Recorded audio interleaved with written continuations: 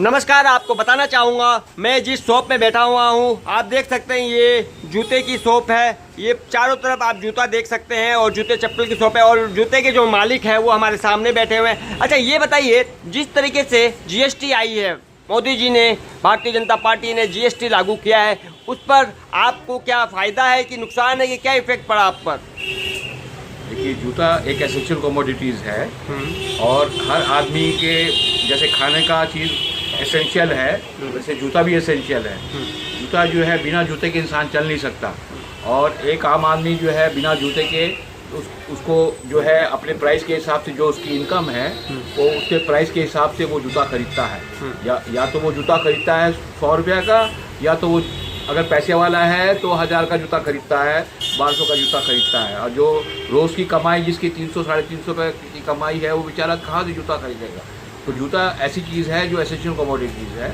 और जूते के ऊपर जो जीएसटी इन्होंने बिठाया है, जो टैक्स का जो रोल किया है, इन्होंने ऐसा रोल किया है जो एक तो एसेंशियल कमोडिटीज़ के ख़िलाफ़ इन्होंने किया है और एक जो है जीएसटी इन्होंने, ठीक है आप इंडस्ट्री पे सारा जीएसटी लगा देते तो ये हल ट्रेडर्स लोग को नहीं होता। अब ट्रेडर वालों को नुकसान ये हो रहा है कि ट्रेडर्स जो है माल बेच नहीं पा रहा।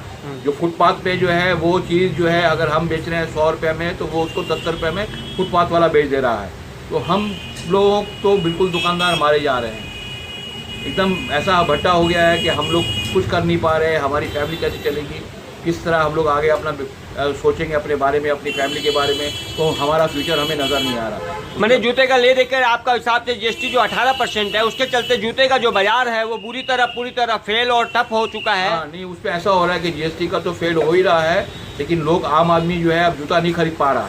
वो कहता है कि 18% टैक्स दे के क्यों खरीदूँ मैं चार जूता खरीदूँगा 500 के अंदर में, और फिर मेरा वो 2000 के बजट में मैं 4 साल चलाऊँगा।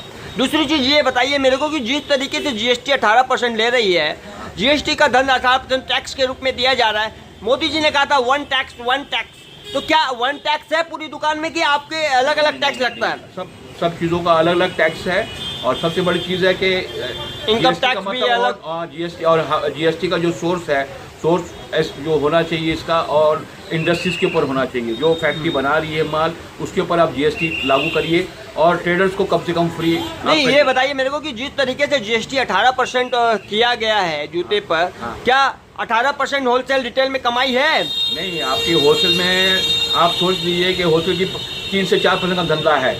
3 से 4% का धंधा है, उसमें खर्चा है, ट्रांसपोर्ट से माल लाना करना, कूली कभी मिलता है कभी नहीं मिलता है। तो 4% के धंधे में अगर लेबर खर्चा वगैरह सब चीज़ का हम टैक्स देंगे तो हमें ऐसा काम करके क्या फ़ायदा जो 18% का टैक्स का माल बेचें। हम 3% 4% का धंधा कमाने वाला आदमी 18% गवर्नमेंट को देगा और फिर इनकम टैक्स देगा, फिर कॉर्पोरेशन का टैक्स देगा, रोड टैक्स देगा, बिल्डिंग टैक्स, कितना टैक्स हम देंगे भाई? जीएसटी में जैसे सरकार ने बताया वैसे क्या आप, ये आम जनता से मैं बात करा रहा हूँ और आम जनता ये बता रही है कि सरकार ने वन टैक्स बताया था जीएसटी को, उसी तरीके से जो इन्होंने 4-5 टैक्स अभी गिना दिए। तो इस तरह से आपको नहीं लगता है कि सरकार आप लोगों को, आम जनता, साधारण जनता को उल्लू बना रही है, मूर्ख बना रही है?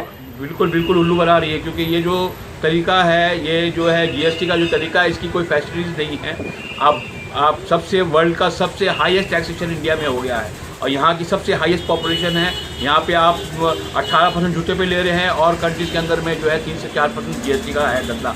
और उसमें उनको फैसिलिटीज भी है कि वो जो है जो आप अगर वो उनका बच्चा स्कूल में पढ़ रहा है तो गवर्नमेंट उसको पैसा दे रही है, हॉस्पिटल उसका हो रहा है तो पैसा उसको दे रही है, इंश्योरेंस का पैसा उसको मिल रहा है। अगर वो बूढ़ा हो जाता है 65 साल के ऊपर में, वो कमा नहीं सकता है, तो उसकी फैमिली कैसे चलेगी? तो उसका भी इनका कोई रूप नहीं है कि क्या आगे जाके कैसे। बाहर के अंदर जिस तरीके से जीएसटी लिया जाता है उसके ऊपर आम जनता, साधारण जनता को फैसिलिटी मिलती है, जैसे स्कूल के बच्चों को फीस के, और जैसे बुजुर्ग आदमी को हॉस्पिटल की, और बुजुर्ग आदमी को पेंशन मिलती है और अपने जीवन यापन करने के लिए सरकार से कुछ मिलता है। मगर यहाँ जीएसटी लागू कर दिया, खाली आय का साधन गवर्नमेंट ने बनाया है, मगर आम जनता की सुविधा का ख्याल नहीं रखा।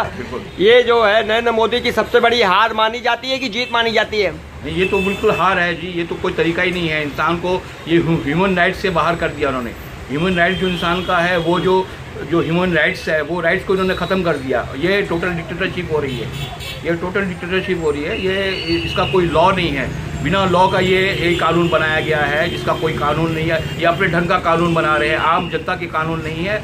ये तो एसी में बैठकर, जिस तरीके से आपको लगता है एसी में बैठकर आम जनता पर कानून थोपा जा रहा है, नया नया कानून। और इस पे सबसे ज्यादा नुकसानदेह है ट्रेडर्स, जो मिडिल मैन है, जो ट्रेडर्स है, उनको दबा के टैक्स जबरदस्ती लिया जाता है। और जो छोटे वाले हैं उनका तो कोई टैक्स का रोल ही नहीं है, और जो बड़े हैं उनका भी कोई टैक्स का रोल नहीं है। मर रहा है एक बिजनेसमैन, एक छोटा कारोबारी, एक छोटा दुकानदार, तो ये इंडस्ट्री में मर रहा है, एक साधारण आदमी मर रहा है। देख सकते हैं किस तरीके से। सबसे बड़ी चीज़ है कि कोई हम अगर 18% GST बोलते हैं कि मेरे को लग रहा है, मैं 5% धंधा करता हूँ और 18% GST लगता है, तो बोलता है मैं जूता नहीं खरीदूंगा आपसे, मैं दूसरी जगह फुटपाथ पे खोलूंगा, आपसे क्यों खरीदूँ? तो मेरा तो कारोबार भी चौपट हो गया। देख सकते हैं मैं इतनी बड़ी दुकान को आपको दर्शा रहा हूँ, एक भी कस्टमर नहीं है, एक कस्टमर नहीं है यहाँ पर जूता लेने वाली। और यही हालत क्या GST के बाद से है कि नोटबंदी के बाद से? नोटबंदी का इफेक्ट पड़ा, बहुत ज़बरदस्त पड़ा जी। नोटबंदी का इफेक्ट तो ऐसा पड़ गया कि आदमी जो है वो अपना ध्यान छोड़ के उसने सारा जो है GST का जो है, ये जो नोटबंदी का असर जो ऐसा पड़ा कि वो बेचारा बेकार हो गया आदमी। उसे जो अपनी पूंजी जमा करके रखी थी वो सारी पूंजी उसकी ख़त्म हो गई, वो बेचारी सारी उम्र की पूंजी उसकी ख़त्म हो गई। वो देखिए लोगों में कितना आक्रोश है, गुस्सा है। नोटबंदी फेल, GST फेल, सरकार के द्वारा जो कानून, काला कानून जो लगाया गया वो फेल। देख सकते हैं आप, चारों तरफ का दृश्य दिखा रहा हूँ। जूते की दुकान है, जूते के मालिक बैठे हुए हैं, मगर कुर्सियाँ सब खाली और वीरान है ये दुकानें। और नोटबंदी के बाद से ये आलम में दिखा रहा हूँ आपको, चारों तरफ जूता ही जूता, और जूते पर भी एक तरह का काला कानून लगा दिया गया। मैं हेमंत टीवी चैनल के माध्यम से हर पल की खबर आपको दिखाता हुआ।